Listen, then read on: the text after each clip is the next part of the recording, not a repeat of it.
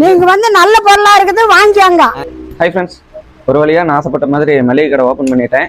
மெயினாக மளிகை கடை மட்டும் இல்லைங்க, தமிழ்நாடு ஃபுல்லாக ஹோல்சேல் ப்ரைஸுக்கு மளிகை பொருள், நாட்டு சக்கரை, குண்டு வெல்லம், பனை வெல்லமும் ட்ரை பண்ணலாம்னு இருக்கேன். அது மட்டும் இல்லாமல் கருவாடு எல்லாமே ஹோல்சேல் ப்ரைஸுக்கு சென்ட் பண்ண போகிறேன்.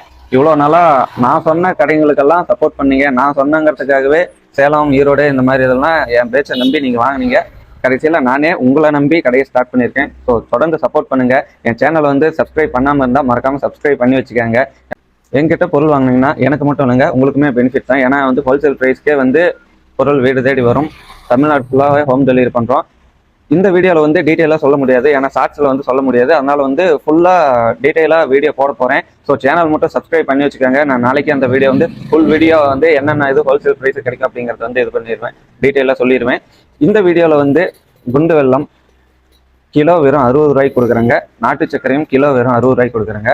இதே நீங்கள் மற்ற இடத்துல பெரிய பெரிய ஷாப்பில் போய் இந்த மாதிரி கடைங்களோட பேர் சொல்ல விரும்பல, நம்ம கம்மி ப்ரைஸுக்கு கிடைக்கும் அப்படின்னு நம்பி போகிற இடத்துலயே நீங்கள் போய் நாட்டு சக்கரை பார்த்தீங்கன்னா கிலோ மினிமம் 80 ரூபாய்க்கு மேலே தான் சொல்லுவாங்க. 80, 90, 100 அப்படி தான் சொல்லுவாங்க.